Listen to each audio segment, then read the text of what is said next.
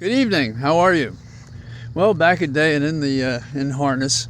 I had motions that I had to file at least by tomorrow, but I finished them today because I didn't want to have to go to court to file them. So I filed them overnight.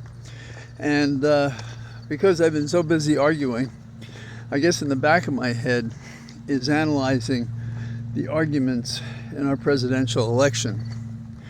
Now, I can't say why, but it can't just be that I'm Irish or was from the South Bronx, or my dad was a street fighter with the best of them, and my mom was not a withdrawn lady herself.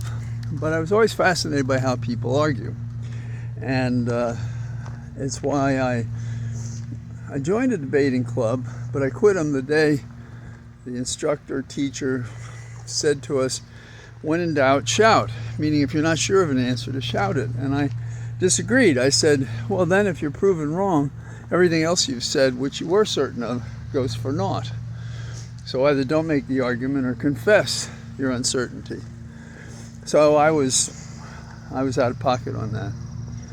So when the Jesuits brought before us Plato and Socrates and Aristotle, I was fascinated because there seemed to be the rules for how this goes on. And some Romans have given their lives for their argument. Cicero is one. My favorite Roman senator, Seneca, who worked for Nero, is another. But luckily they don't do that these days.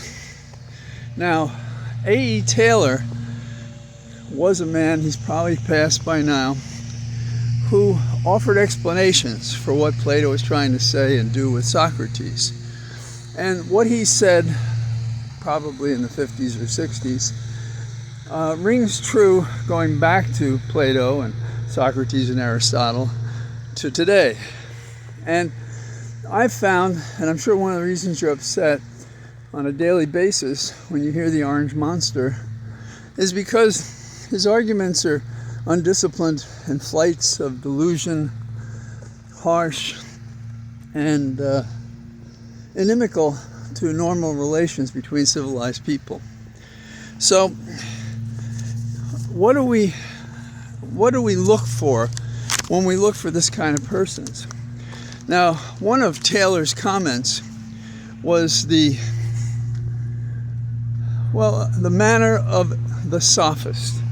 Now, you may have heard sophistry. There are tricks of speech that one can use in argument, and they sound highly plausible, so long as he has the argument to himself, he or she. So it's no fact-lie checking. A sophist is occupied best when his trickery goes unchallenged.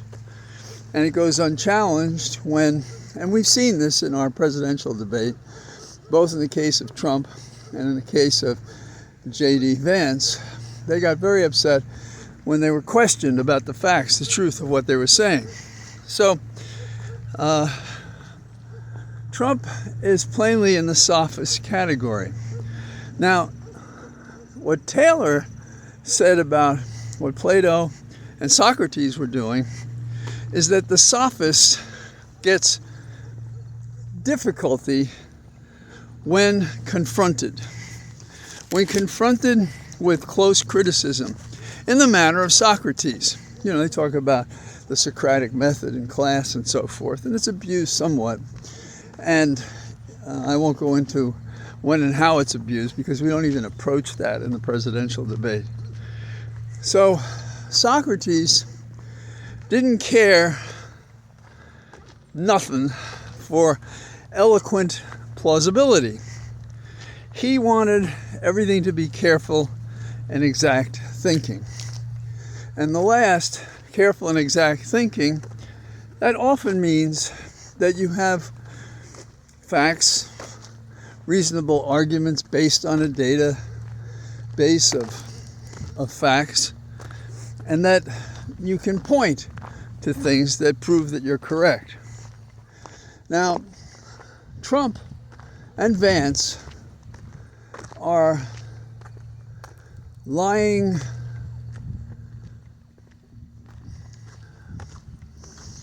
what is the word? Lying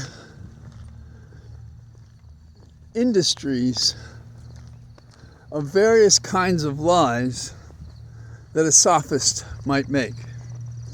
So, for example, a straw man, you say, we all want something to happen to protect those in the storm. I have protected people in the storm. Lie by Trump. I say that Kamala has not protected people in this hurricane. Therefore, you should hire me to be president and not her. And then you end up chasing those lies. Now, I'm not saying anything to you that's a surprise, I suppose. But I think it's useful if we paint the face on the method of plausible but false versus knowledgeable and disciplined. And we saw how Kamala seems to be marching to a drummer that's taking her in the right direction. And I think she's helped by the fact that instinctively or knowingly, people look at Trump and more say a clown or a person suffering from his age and ailments, that it's impossible to have the energy at 78 to do what he's doing, even if it's incompetent, even if he's going to these rallies. How many lies can he tell and still maintain a bond with his true believers? That is, people who will believe him no matter what he says, or champion it because they don't care if it's true or false, because if Trump thinks it's necessary to say it to close the deal, they're all with him. So we have the amorality of Trump coupled with the easy alliance of so many people. And you know them when you talk to them because they just don't see it. Trump is a great guy. And I could take you back to a couple of our walk and talks in which I mentioned people that I've been with, and they have a specific interest that favors them that Trump opposes, and they're still for Trump. Hard to believe. So we have to do what we have to do. And this week, the whole gang on our side, and I'm not talking about our road, I'm talking about how they're campaigning in Arizona. Kamala and Tim and different people have 200 events over this next week. They have 16,000 people signed up to do phone banks and canvass. That's how you win a campaign. And what I gather from the canvassing I did and Holly and I did, we're looking to find Republicans and independents that are looking to vote but aren't convinced it should be Trump. And the reason I say that is because the computer list they prepared for us to do our door knocking had Republicans. And some of these Republicans said that they were either considering or changed their vote and were voting for Kamala and Tim, and that's important. So those are a couple of my thoughts about things you might look at as the campaign goes on, and teach your friends that when a question is asked a sophist, what they say is, well, on the other hand. In other words, they duck it. Now, in the debate between Biden and Trump that went south on us, focusing on what Trump did is he ducked every question. And then when Tim had his recent exchange, much less dramatic, more suited to the kind of person Tim is, still at the end, he asked the question, did Biden win the election? And he ducked it. He only wants to talk about the future, although the rest of the campaign is to talk about the past that they wish to restore. Now, I'd like to close with something, and don't hold me to this, maybe I'll think of something else, but I'd like to close with Tim Waltz. From the beginning, he has struck me as a different kind of candidate. I say this in a good way. He was on Jimmy Kimmel, I believe it's last night, and there are ways that people talk, just as there are ways that people argue. For example, well, for those of you who are church-going, you've seen this kind of preacher. They're there and they're not there. Dearly beloved in Christ, we gathered together, and then they drone off, and you don't hear them, and they impart no wisdom or insight or comfort to anybody in the audience. Okay. Well, politicians can do the same thing. They get a set speech, and they're not present and accounted for as they give the speech.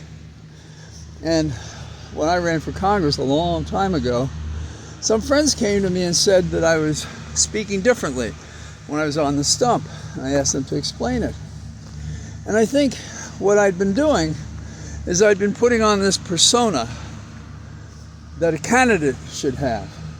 And I realized that's not why people would vote for me or want to vote for me. They want to know who I really was. Could I do what I said, and so on. And they could decide not. But you have to be naked in an emotional way, visible to your core, to be present and authentic, so that people can make a decision about you. And they do you a favor, because do you really want a job you're unsuited for? Many do, but it's a place of heartache, as you find out from your friends who've made decisions that way. Okay, so back to Tim. Tim last night on Kimmel, he came out, and there's no cant, C-A-N-T, the kind of rolling affectations that some candidates have. So, for example, Vance was camera ready on his best behavior, projecting a person that I don't believe he is. And many of us looked at it and said, that's not who he is. He's trying to fake us out, and we know he's a worthless piece of shit. I know, I shouldn't have picked on shit. But that's an example. So last night, I watched him talk to Jimmy Kimmel, and Kimmel obviously was impressed with the guy. And that's fine. And I thought he was kind to him, but I thought that Tim evoked this friendly feeling. He sat in such a way, kind of crouched over humbly, and I'm ascribing this to him. I don't think he would ever say this about himself.